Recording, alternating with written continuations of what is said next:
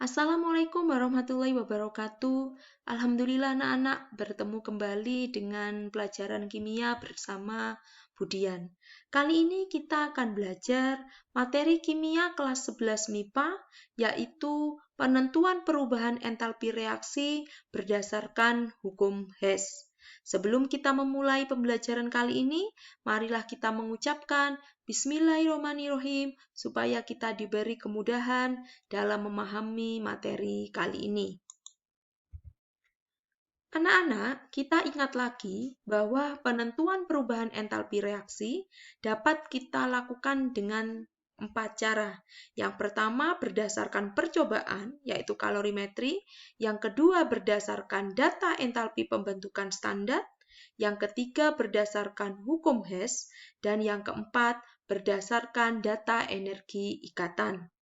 Video pembelajaran kali ini khusus belajar tentang penentuan perubahan entalpi reaksi berdasarkan hukum Hess.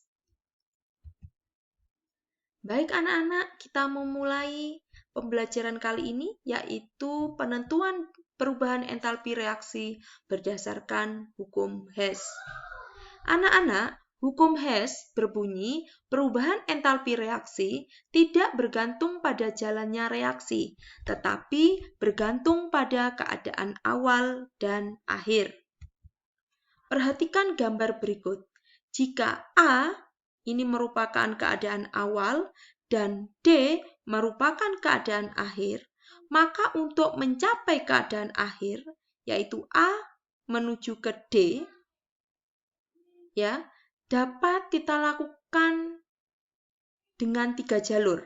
Yang pertama, A menuju ke B terlebih dahulu, kemudian dilanjutkan ke D. Sehingga delta H sama dengan delta H1 ditambah delta H4. Jalur yang kedua, A langsung menuju ke D. Sehingga delta H sama dengan delta H3.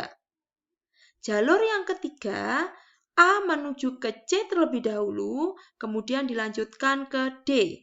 Sehingga delta H sama dengan delta H2 ditambah delta H5. Sehingga kita dapatkan bahwa delta H1 ditambah delta H4 sama dengan delta H3. Sama dengan delta H2 ditambah delta H5. Anak-anak, untuk memahami materi kali ini kita kerjakan contoh soal berikut. Nomor 1, perhatikan siklus energi berikut. P ini merupakan keadaan awal dan R ini merupakan keadaan akhir. Sehingga P menjadi R, kita lakukan dengan jalan P menuju Q terlebih dahulu, kemudian menuju S, dan menuju R. Di sini yang disuruh kita menghitung adalah besarnya R, yaitu delta H4. Berarti hubungannya adalah delta H2 sama dengan delta H1 ditambah delta H3 ditambah delta H4.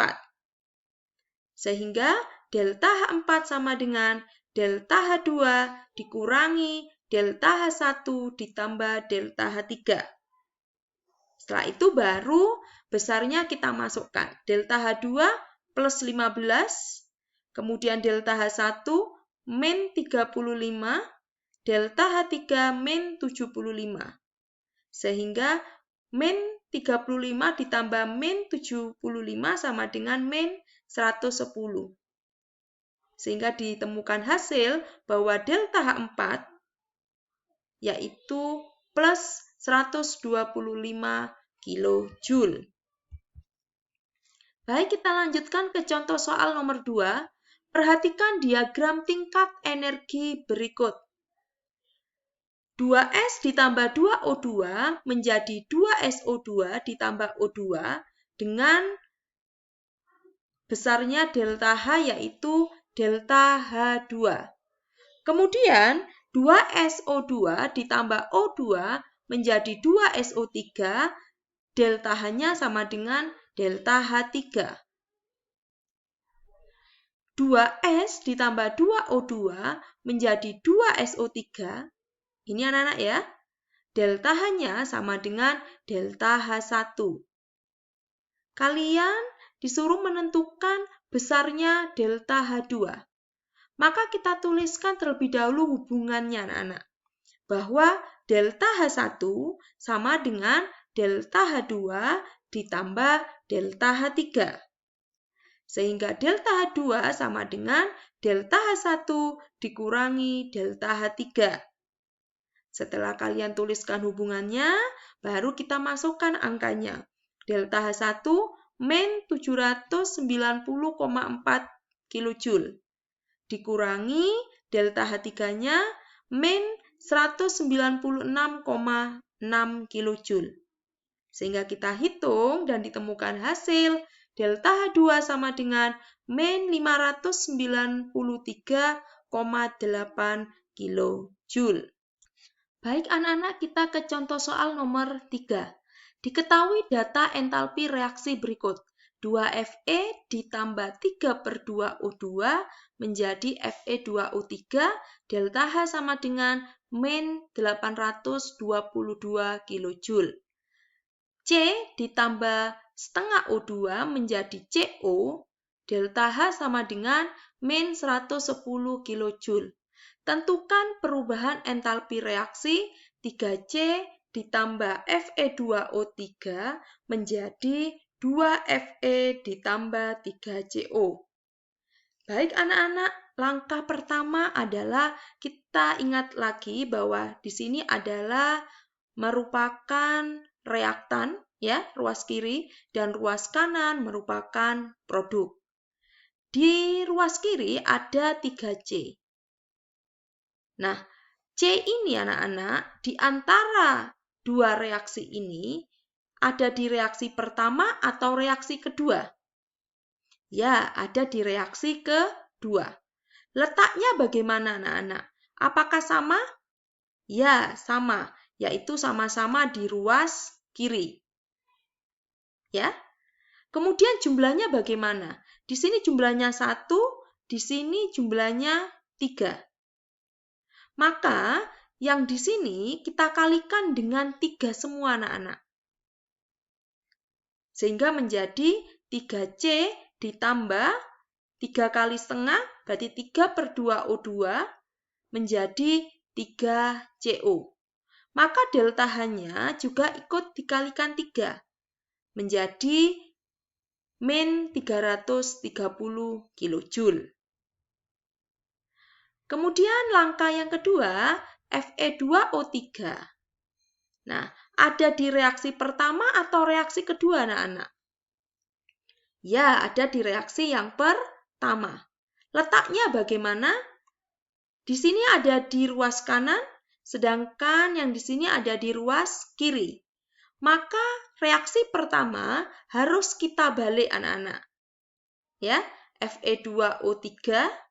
Nah, ini menjadi 2Fe ditambah 3/2O2.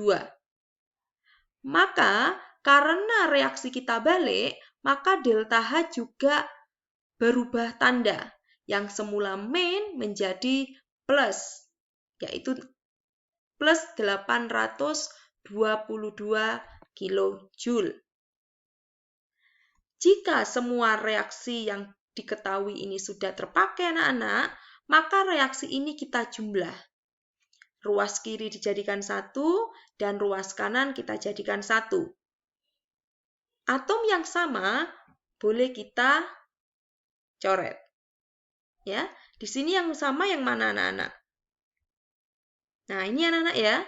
Jadi 3/2O2 ini ada di ruas kiri, yang ini 3/2O2 ada di ruas kanan. Maka ini kita coret. Sehingga menjadi hasil 3C ditambah Fe2O3 menjadi 2Fe ditambah 3CO. Sama anak-anak ya? Nah, apabila sudah sama, maka delta H kita jumlah. Min 330 ditambah 822 dihasilkan hasil plus 492 kJ. Begitu anak-anak. Anak-anak, untuk memahami materi kali ini, kalian bisa belajar dari literasi-literasi yang lain. Dan untuk menguji pemahaman kalian, silakan kalian kerjakan latihan soal berikut. Terima kasih anak-anak, semoga ilmunya dapat bermanfaat.